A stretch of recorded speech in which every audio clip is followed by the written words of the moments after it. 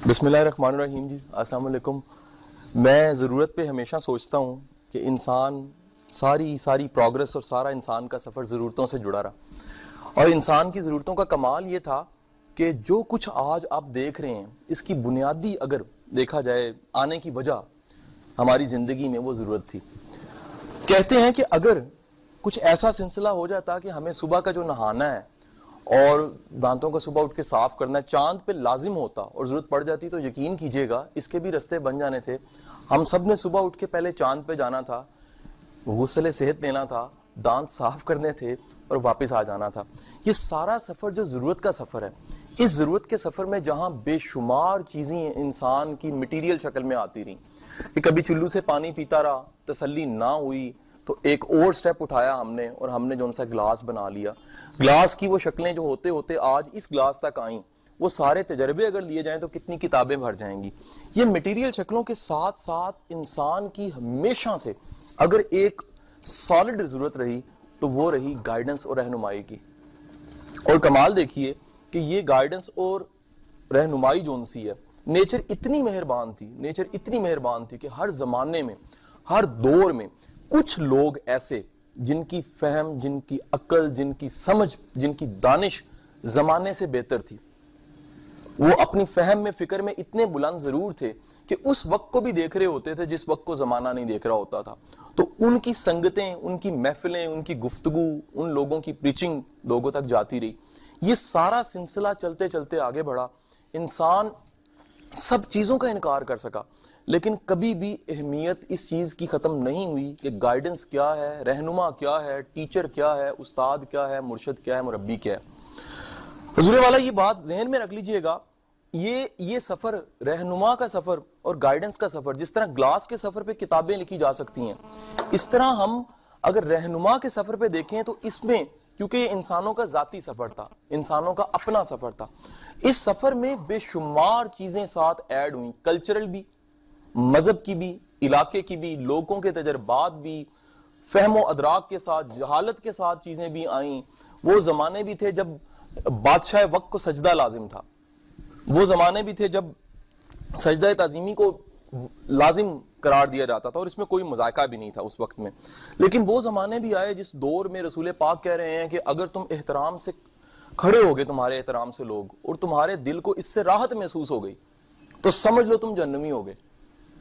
ये मामला हो गया।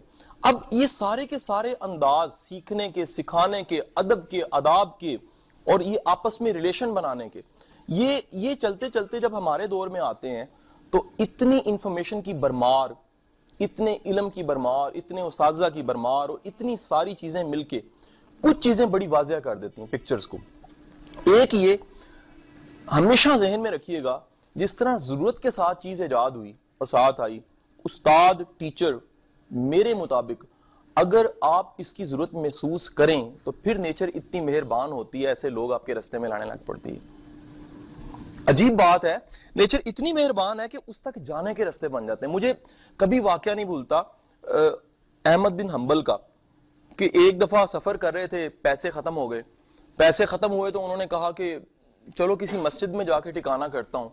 मस्जिद में गए और मस्जिद में कुछ थोड़ा टाइम गुजारा तो रात के पिछले पहर जो मौलवी साहब थे वो 22 किस्म के थे। उन्होंने देखा यार ये लिबास बेहतर नहीं है, ये शख्स यहाँ पर रुका हुआ है।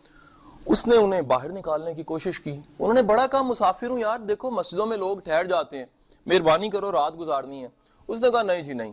आखिरकार जब वो उसने देखा कि ऐसे मामला समझाने से ये बाहर नहीं जाएंगे तो उसने घसीट के, हत्ता के टांग से पकड़ के घसीट के बाहर निकाल दिया। बाहर बैठे थे तो देखा कि एक शख्स आया है। उसने देखा कि यार ये पुरसाने हाल बंदा एक ऐसा है और इसको साथ ही ले जाऊं मैं। उसने कहा जी आप मेरे साथ चलिए, मुसाफिर है, मेरे घर ठहर लीजिए।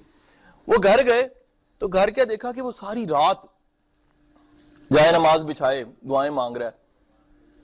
तो इन्होंने कहा कि मामला क्या है यार, तुम क्या मांग रहे हो, सारी रात इस तरह गुजर गई है, सुबह हो गई है, मुझे तो तुमने जगह दे दी थी, ये क्या मांग रहे हो। उसने कहा कि जी मेरी बड़ी ख्वाहिशें थी, बड़ी तमन्नाएं थी, मेरी एक ख्वाहिश रह गई थी जो आज तक पूरी नहीं हुई और दुआ कर रहा हूं कि वो पूरी हो जाए। उन्होंने कहा जी ख्वाहिश क्या थी। उसने कहा मेरी ख्वाहिश ये थी कि वक्त का इमाम अहमद बिन हंबल, कभी उससे मेरा राब्ता हो जाए। تو اس نے امام احمد بن حنبل نے رو کے کہا کہ دیکھو کمال، تمہاری طلب اتنی سچی ہے، گھسیٹ کے مجھے تمہارے تک لا دیا گیا۔ اگر تمہاری طلب سچی نہ ہوتی تو اس سے زیادہ کیا ہو سکتا ہے، وقت کا امام گھسیٹ کے تمہارے گھر تک آ گیا وہ۔ تو حضور والا یہ معاملہ جتنا طلب سے جڑا ہوا ہے اور جتنا سچی طلب سے جڑا ہوا ہے، یقین کیجئے گا کسی چیز سے نہیں جڑا ہوا۔ اسی لیے دیکھا گیا ہے کہ نیچر جب بھی وہ سچی طلب دیکھتی ہے، اس کو کئی واقعات اور کئی ایسی روایات سے مزید کر لیتے ہیں تھوڑا سا واضح۔ ایک بڑا معروف واقعہ ہم کوٹ کرتے ہیں جلال الدین رومی کا، وقت کا وہ استاد جس کے درسگاہ پہ دواتوں کی تعداد 10,000 ہے۔ تاریخ بتاتی ہے دوات صرف دواتوں کی تعداد 10,000 ہے۔ 10,000 دواتوں والا استاد، یعنی اس کی درسگاہ ذرا اندازہ کیجیے، آج کی سپیریئر لیجیے، آج کی یونیورسٹی پنجاب لیجیے، 10,000 دواتیں ہیں وہاں پر، اور استاد اپنا درس جب دیتا ہے تو عالم یہ ہوتا ہے کہ پیچھے استاد کے ہاتھ کی لکھی کتابیں ہیں، جو دیوار پیچھے بنی ہوئی ہے وہ دیوار استاد کے ہاتھ کی لکھی کتابوں کی ہے۔ یقیناً محنت ہے سر، آپ ٹائپ کریں ڈیلیٹ ہو جائے تو کتنا دکھ ہوتا ہے، ہاتھ سے لکھیں کتابیں اور وہ کل کلاں کو غائب ہو جائیں تو کتنا دکھ ہوتا ہے۔ تو کہتے ہیں کہ ایک ایسا ہی مست مولا، ایک ایسا بندہ جس کو کوئی سمجھ نہیں تھی، فہم نہیں تھا، وہ چلتے چلتے وہاں آ گیا، آ کے اس نے کہا کہ یہ جو تم پڑھا رہے ہو اور یہ کتابیں سب کچھ کیا ہے، یہ کیا معاملہ ہے، یہ کیا میلہ لگایا ہوا ہے؟ اس نے کہا کہ یار چھوڑو، تمہیں کیا پتا یہ کیا ہے، یہ صرف و نحو کی فقہ کی سننا کی باتیں ہیں، تم اپنا حال دیکھو، حلیہ دیکھو، جاؤ یہاں سے کام کرو۔ وہ جلال میں آیا اور اس نے فوری طور پہ کتابوں کو پاس تالاب میں پھینک دیا، کافی کتابیں گر گئیں، اور کہتے ہیں روایت لکھنے والا کہتا ہے کہ ان کی سیاہی پانی میں گھلنے لگ پڑی۔ ابھی یہ تھا تو جلال الدین رومی رونے لگ پڑے، کہتے 3 بار سر پہ ہاتھ بھی مارا کہ میری زندگی کی کمائی ضائع کر دی تو نے۔ تو وہ کہتا ہے گھبرا نہ، ہاتھ پانی میں ڈالا، خشک کتاب جھاڑی، جھاڑ کے واپس کی، جھاڑی واپس کی، ساری کتابیں باہر نکال دی۔ اس نے کہا یہ کیا؟ اس نے کہا تو کر صرف و نحو کی باتیں، تیرا کام وہ ہے، یہ میرا کام تھا، یہ میں نے کیسے کر کے دکھایا، تیرا معاملہ نہیں، یہ کہا اور وہ چل پڑا۔ تاریخ بتاتی ہے کہ وقت کا وہ استاد جسے دنیا جلال الدین رومی کے نام سے جانتی ہے، وہ پیچھے پیچھے، اور وہ کتابیں نکالنے والا ملنگ بابا آگے آگے۔ تاریخ بتاتی ہے 3 سال گزر گئے جی، 3 سال کے بعد جا کے، پنجابی میں کہوں تو ہتھے چڑھا وہ استاد، وہ 3 سال بعد ملا تو جلال الدین رومی پاؤں پڑ گئے اور کہا جی مجھے معافی دے دیں، 3 سال لگ گئے آپ کو ڈھونڈتے ڈھونڈتے۔ تو وہ پلٹا، اس نے کہا تمہیں 3 سال لگ گئے ہیں، مجھے 30 سال لگ گئے ہیں تیرے جیسا سچا ڈھونڈتے ڈھونڈتے۔ تو حضور والا، طلب اتنی طاقتور چیز ہے، طلب اتنی طاقتور چیز ہے، سچی طلب، سچی لگن، سچی تمنا، کہ یقین کیجئے گا وہ رستے خود بنا لیتی ہے۔ یہ فائنل ریمارکس ہے کہیں اینڈ کا، لیکن پہلے میں کوٹ کر دوں، سپورٹیو رہے گا۔ انسان کی سب سے بڑی انسان کی زندگی میں رہنما اس کی سچی طلب ہے۔ اگلا جملہ لیجئے گا، یہ سچی طلب اتنی طاقتور ہے، بعض اوقات جھوٹے پیر سے بھی فائدہ دے دیتی ہے۔ بڑے لوگ ایسے تاریخ میں دیکھے گئے کہ انہوں نے پینڈا جو طے کیا وہ جھوٹے بندے کے ساتھ طے کر لیا، لیکن خود سچے تھے۔ نیچر دیکھ رہی تھی، قدرت مہربان تھی، قدرت نے کہا کہ کوئی مسئلہ نہیں ہے، پرابلم کوئی نہیں ہے، بندے نے ریوارڈ تھوڑا دینا ہے، ریوارڈ تو بندوں کے پاس ہے ہی نہیں ہے۔ بینگ اے بلیور ہمارا بلیو ہے کہ ریوارڈ بندہ نہیں دے سکتا جی، آپ کی ایفرٹس کا ریوارڈ، آپ کے خلوص کا، آپ کی نیک نیتی اور آپ کی بے شمار محنتوں کا ریوارڈ بندہ نہیں، نیچر دے سکتی ہے۔ نیچر دیکھ رہی تھی کہ یار یہ جو پینڈا کھوٹا کر رہا ہے، بظاہر یہ کسی ایسے کے ساتھ کر رہا ہے جو سچا نہیں ہے، نیچر نے ریوارڈ دینا تھا۔ نیچر نے اس خلوص کا، اس لگن کا ریوارڈ کسی نہ کسی شکل میں ایسا کمال ریٹرن کیا کہ اس نے کہا یار اگر ایسا کھوٹا سفر ہوتا تو اور کرتا میں، ریٹرن اتنا کمال آیا۔ سو یہ تمنا کہ رہنما ہو، یہ بڑا سوال ہے جو بہت زیادہ پوچھا جاتا ہے۔ میرے استاد واصف علی واصف سے بھی پوچھا جاتا تھا، ان سے کہا جاتا تھا کہ جی سچا پیر نہیں ملتا، وہ کہتے رہے یار تم سچے پیر کی بات کرتے ہو، 1 ہفتے بعد بات کریں گے۔ وہ ہفتے بعد اس سے دوبارہ پوچھا جانا، ہاں بھائی کیا سوال تھا؟ کہتا ہے سوال بھول گیا مجھے۔ وہ کہتا ہے جس سوال کو تم 1 ہفتہ نہیں رکھ سکے اس کا جواب کہاں سے ملے گا؟ یعنی تمہارا، آپ اندازہ کیجئے، گھر سے آپ نکلیں کہ میرے پیٹ میں درد ہے اور رستے میں میلہ لگا ہو، پیٹ کی درد چھوڑ کے میلے میں پڑ جائیں آپ، اس کا مطلب ہے کہ پیٹ میں درد نہیں تھی، یا آپ سنجیدہ نہیں تھے اس معاملے میں کہ میرے پیٹ کی درد ٹھیک ہوتی۔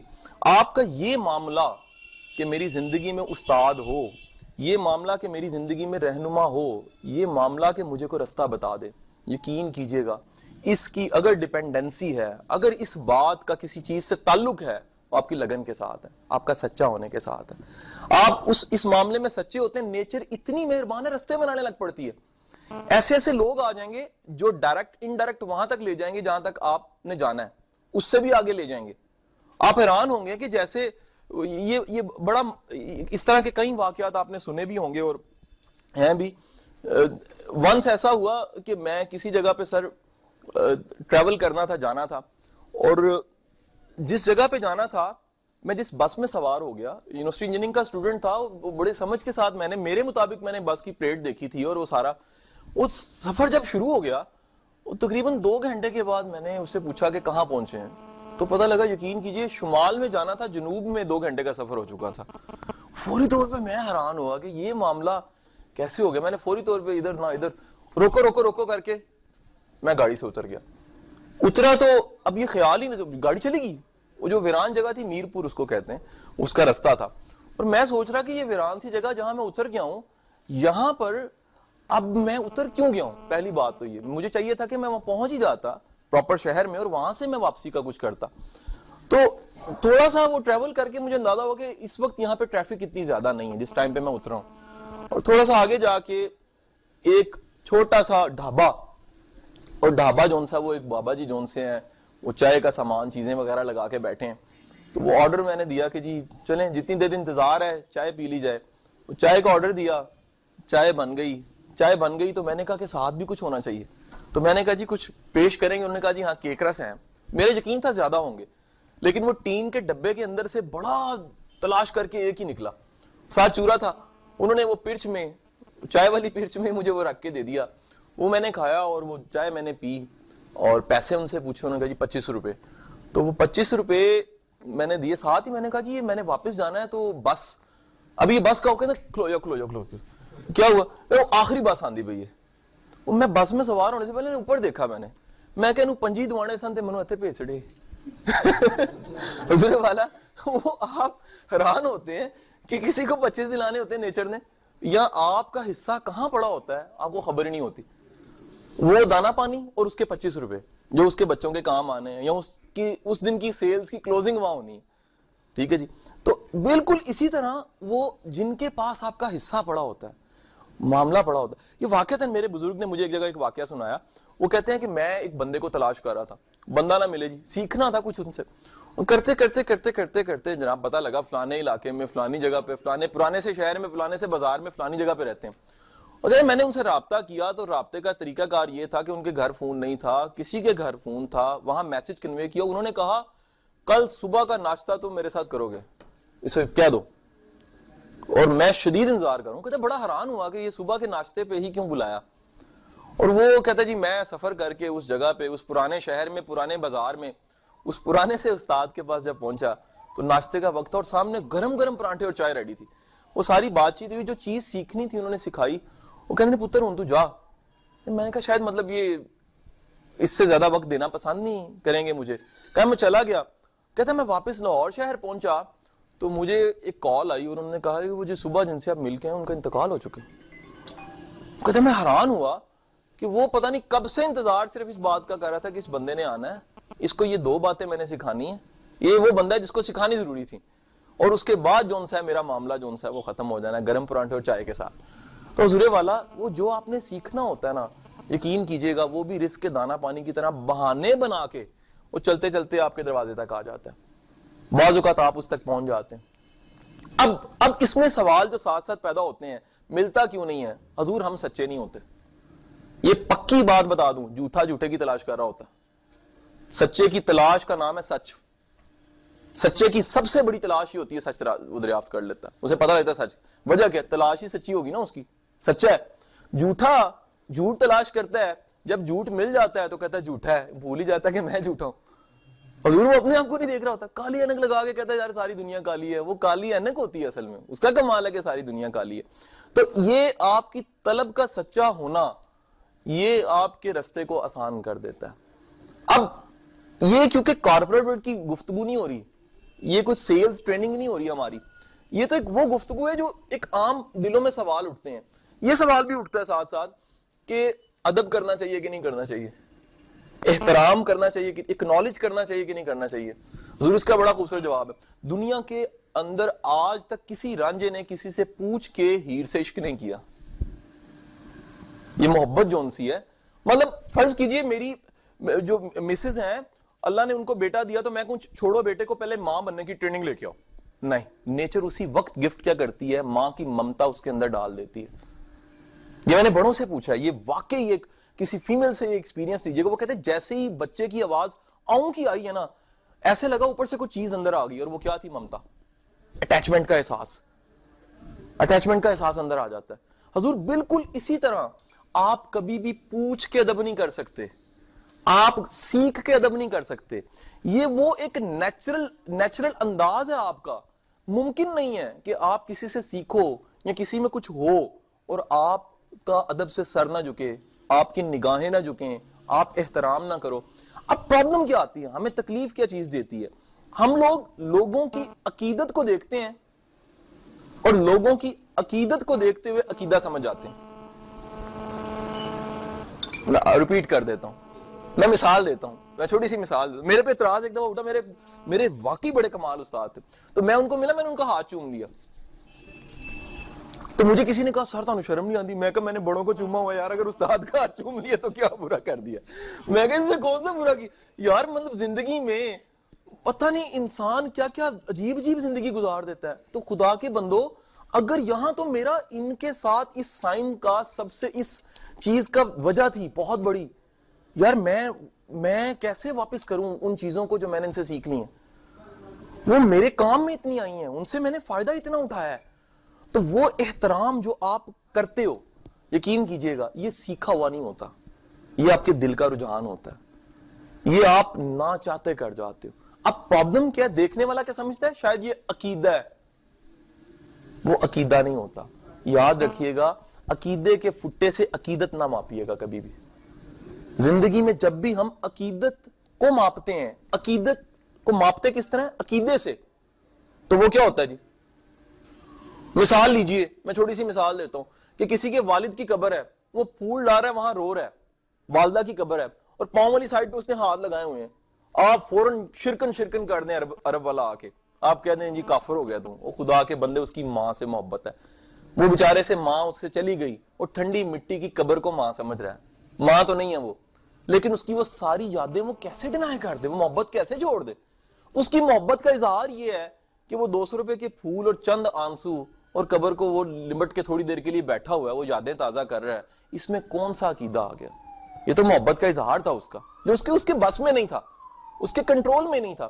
تو حضور والا, جب ہم عقیدے کو لے کر عقیدت ماپتے ہیں تو کنفیوز ہو جاتے ہیں. ایک سیکنڈ یاد رکھیے گا, ہمیں دوسروں کو عقیدے کو ماپنے کی ضرورت بھی نہیں ہوتی. یہ سوال ہم پہ لگنا چاہیے کہ ہمارا عقیدہ کیا ہے, ہماری خدا سے اٹیچمنٹ کیا ہے. میرے اور خدا کے بیچ آنے والی چیز میرا ایشو ہے, میرے اور میرے اللہ کے درمیان میں آنے والی چیز میرا ایشو ہے, کسی کا ایشو نہیں ہے.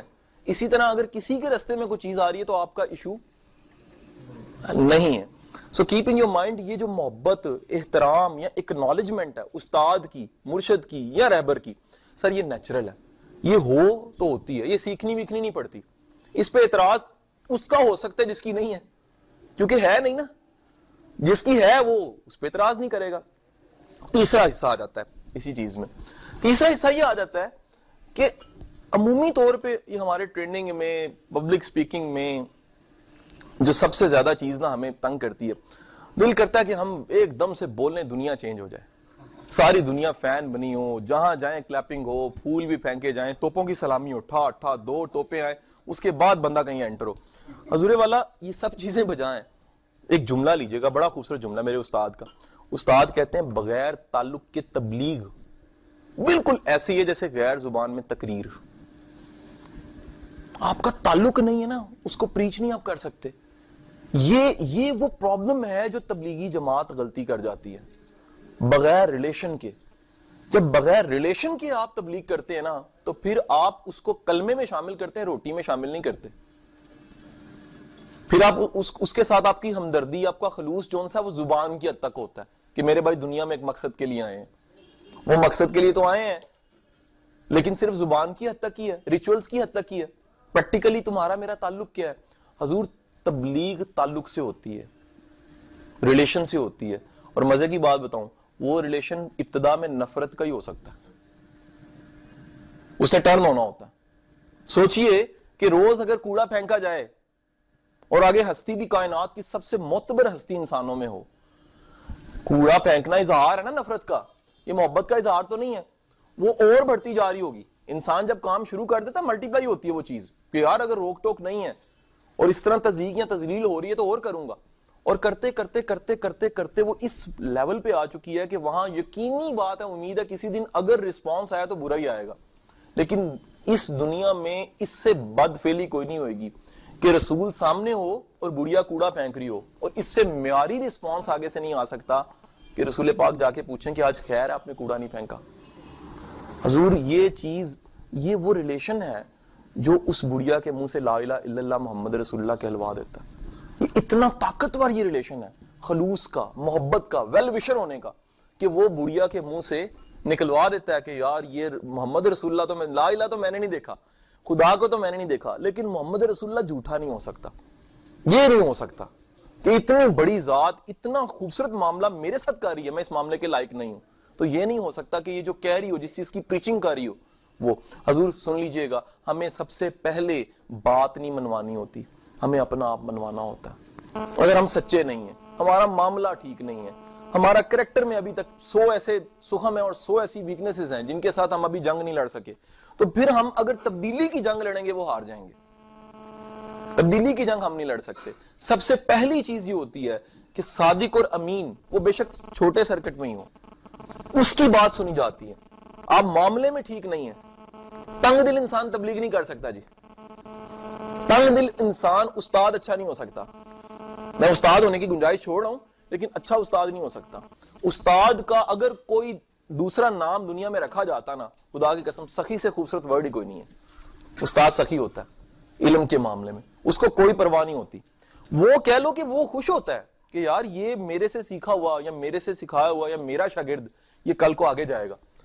حضور ہماری کوئی وراثت شاید آگے نہ جائے, لیکن ہمارا علم واحد چیز ہے, ہماری سکھائی ہوئی چیز ہماری قبر کے بعد, ہمارے مرنے کے بعد, ہمارے بعد کے معاملات میں بھی ساتھ چل رہی ہوتی ہے کہ نہیں. مجھے وہ پہلوان نا, پرانے پہلوان بڑے شاندار ان کا وہ جملہ لگتا تھا. وہ ایک پہلوان مرنے لگا, ایک جارا ٹائپ بھی کو تھا. ان کے ساتھ سر ایک بڑا ایشو ہوتا تھا, ان کی اپنی اولاد اکثر نہیں ہوتی تھی. یہ کیونکہ وہ ایسی ٹریٹمنٹس میڈیسنز لیتے تھے اور ایکسرسائز اتنی ہوتی تھی اور شادیاں نہیں کرتے تھے. تو کسی نے ان میں سے کسی کو مرنے سے پہلے تانا دیا, وہ تو بے اولادہ ہی مر گیا. وہ کہندا ہے نہیں, اور میں بے اولادہ مر سکیا, میں نہیں مر سکتا. انہوں نے کہا کیوں؟ انہوں نے کہا تو دینا, تیری اولاد کوئی نہیں ہے نا, جدی اولاد نہ ہوئے تو بے اولادہ آکھیدا. کہندا جڑا 100 نو سکھا کے گیا ہے وہ بے اولادہ تھوڑا ہوندا ہے. کہندا میں 100 نو سکھا کے جا رہے ہیں, اور جڑا 100 نو سکھا کے جاندا ہے او دی ہے 100 ہی اولاد ہوندی ہے. تو حضور استاد کا, مرشد کا, رہبر کی اصل اولاد وہ لوگ ہوتے ہیں جنہوں نے اس سے سیکھا ہوتا ہے, جو اس کے علم کے محافظ ہوتے ہیں, جو اس کے ان چیزوں کے محافظ ہوتے ہیں جن کی اس میں اسپیشیلٹی تھی, وہ لے کر آگے چلنے والے لوگ. تو یہ اس کو اگر سب چیزوں کو جلدی سے ریوائز سا کر لیں تو اس کے بعد کوسچن آنسر پہ آ جاتے ہیں کہ پہلی چیز دنیا میں رہنما رہبر کیونکہ ضرورت تھی ہمیشہ رہے. اگر نبوت کا سلسلہ بند ہوا, ٹیچر ہر دور میں, ہر وقت میں, ہر جگہ پہ رہے. اور ٹیچرز میں ملتا کیوں نہیں ہے سچا, ہمیں جواب ملا کہ جتنی طلب سچی ہے اتنا یہ رستہ آسان ہو جاتا ہے. اگر طلب سچی ہے تو وہ رستے بننے لگ پڑتے ہیں اور وہ لوگ آ جاتے ہیں. نیچر شاید ضائع کرے کچھ بھی, لیکن انسان کی محنت ضائع نہیں کرتی, وہ اس کو سنبھال لیتی ہے, اس کو ریٹرن کرتی ہے. پھر یہ بات آئی کہ ادب کرنا چاہیے کہ نہیں کرنا چاہیے. حضور اگر سیکھ کے کرنا ہے, پوچھ کے کرنا ہے تو کبھی نہیں کرنا چاہیے. اگر یہ ہونے لگ پڑے تو یہ پھر نیچرل ہے, یہ نیچرل ہے. پھر اسی میں ایک پوائنٹ آ گیا, کبھی عقیدے کے ذریعے عقیدت کو چیک نہ کریں. عقیدہ عقیدہ ہے, عقیدت جو سی ہے وہ اظہار ہے محبت کا, تعلق کا, اکنالجمنٹ کا. خوشی محسوس کروں گا. کوئی سوال؟ بہت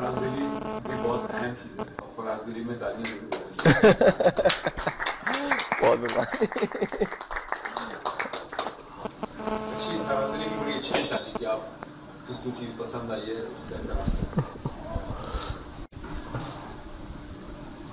سر آپ نے جو بات بتائی آپ نے سارے یہ بتا دیے کہ طلب ہے, اگر طلب سچی ہے تو استاد مل ہی جاتے ہیں. تو وہ استاد بندہ وہ کہے یار گھر بیٹھ کے استاد ہوں میں بس بہت اچھا میں نے ہر وقت دعا ہی کرتا رہے, تو اس طرح بھی نہیں ملے گا, کچھ نہ کچھ کوشش. اچھا ہوتا کیا یہ طلب جو سی نا یہ کیڑا ہوتی ہے, یہ بڑا خوفناک کیڑا ہوتی ہے, یہ بھگاتی ہے, یہ جگاتی ہے, یہ رلاتی ہے, یہ دعا مانگنے پہ مجبور کر دیتی ہے, یہ گھر سے نکال دیتی ہے آپ کو بعض اوقات.